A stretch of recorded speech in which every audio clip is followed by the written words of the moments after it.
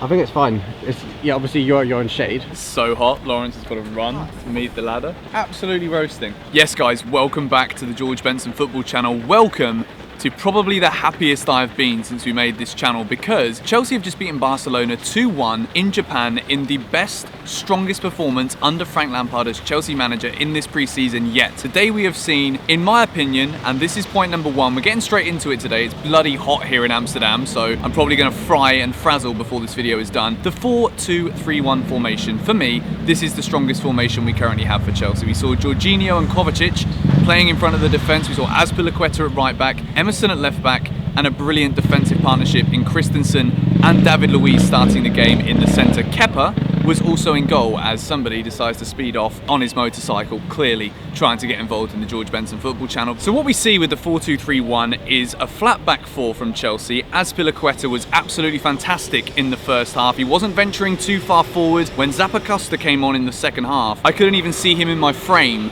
on the screen when Barcelona were going forward. He was so far up the pitch, he just wasn't adhering to the same structure that Chelsea started out with that flat back four. It looks to me as though that is the strongest formation that we have. Frank seems to always start the games with a 4-2-3-1 formation, and in the first half we were defending so well. It wasn't a case of Barcelona were able to even get too many shots away. Griezmann was linking up nicely with Dembele. They've got that little French connection going on, but Chelsea were just defending brilliantly, and Kepa was rarely tested. And I feel a lot of this was down, and most of this was down to the formation and the structure that it allows this Chelsea side to have fluidly, going back and then moving forward. So the second point, and I think the key as to why this formation is so good, is with Jorginho in front of the defence with someone alongside him, he is able to control the game. If you look at the football pitch and you've got the defence here and you've got the attackers here and you've got Tammy kind of isolated on his own, you've got the three players playing behind him, some are coming back, some are still forward. The man that was putting together all of the passes today to make sure that it all connected, to make sure that we weren't just throwing away possession against a team like Barcelona where they will keep driving, they will keep coming at you. Jorginho was winning the ball back, he was pressing, and it's not like he was just staying in front of the defenders. The actual first goal that we scored, Tammy's goal, was due to Jorginho being so far up the pitch that he managed to press enough to get the deflection from Busquets' pass to get an assist. Something we don't see from Jorginho, but something we might have to get used to under Frank Lampard, which of course is very exciting. Jorginho pressing forward, he managed to get a foot in. It goes to Tammy Abraham, who rounds the goalkeeper to make it Chelsea 1, Barcelona 0. The third thing that we're going to talk about, obviously, is Tammy Abraham. He scored a goal against Barcelona. We're talking, is this guy ready to cut it in the Premier League? He's playing against one of the best teams in world football. Yes, it wasn't the strongest Barcelona side. They didn't have Lionel Messi in their team. But we're talking to Stegen, we're talking Jordi Alba, Gerard Piqué, Umtiti and Sergi Roberto. It's probably their best defensive line, Barcelona. And Tammy Abraham gets the goal after he did miss a chance he probably should have done better with. Pulisic cut inside, good save from ter Stegen, and then Tammy put the rebound over the crossbar. Instead of letting his head drop,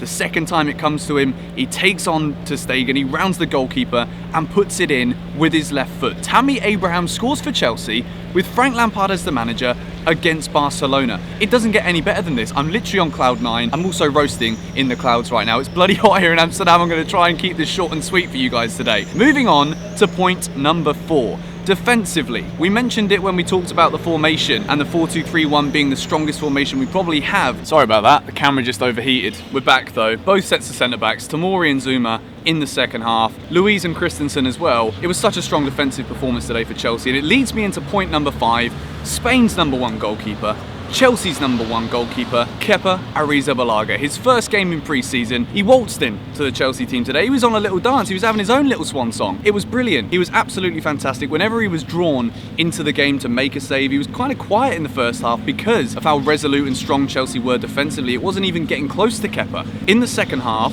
we made a couple of changes. Barcelona brought on Perez, who was looking quite dangerous on the left-hand side for them. He managed to get a few shots away, and even if the shots were either straight at him or just down to his right or just down to his left, there wasn't any flying acrobatics as such, but Kepa looks so secure in goal. Where sometimes when a team like Barcelona have players one-on-one with your goalkeeper, you kind of expect just to concede, don't you really? With Kepa in goal, I always feel as though he's ready to save it, no matter who it is taking the shot, no matter how close they are. Kepa was brilliant, and I'm so excited to have him as my #1 keeper at Chelsea. It's very difficult to break this down into simply 6 things when it was such a great Chelsea performance all over the pitch today, and we beat Barcelona. So narrowing this down to 6 is tough, but I will say this, in the match preview, I got very excited about Ross Barkley. I wanted Ross to start behind the striker. He didn't start, Mason Mount started, and an honourable mention for Mason Mount. He's playing against brilliant world-class players, and he doesn't look out of place in that Chelsea starting 11, playing behind the striker. Ross Barkley came on,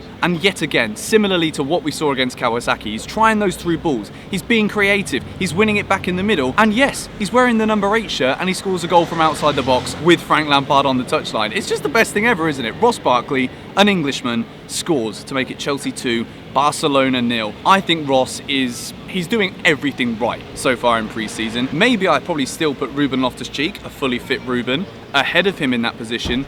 And of course, Mason Mount is asking all the questions as well. But for me so far, Ross Barkley is definitely playing his way into Frank's starting 11 against Manchester United. He was fantastic again. He got the second goal. And I guess we have to mention and give a big honourable mention to Ivan Rakitic, who scored an absolute screamer, similar to the goal he scored at Wembley against Spurs last season, if some of you may remember that one. Barcelona get a consolation goal, but quite frankly, that is all that it was, quite frankly.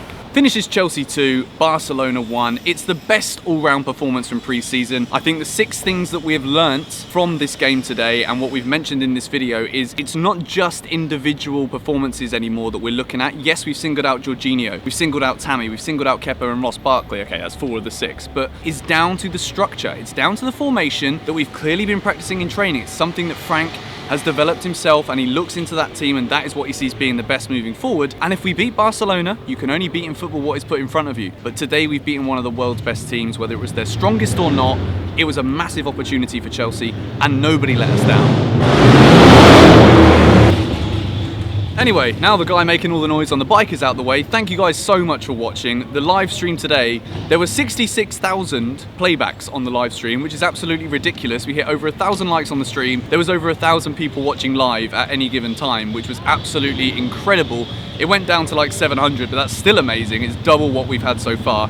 So I just want to say a massive thank you yet again for all of the support on the channel. If you're not yet subscribed to the George Benson Football channel, I'd love it if you did. You don't have to, maybe you can just come back once in a while, but click the subscribe button and also click the bell. It will notify you every day at 5 PM UK time when a new video goes live. We post every single day. Sometimes it may be a little bit later depending on how long it takes to get the video out, but that's the goal. Every day, a new video in your sub box. Thank you for watching. Come on, Chelsea. We beat Barcelona, and I'm going to the game against Reading at the weekend, so you guys can expect a match vlog and also reaction stuff here on the channel as well. I'll catch you all later. Bye-bye. God, it's hot.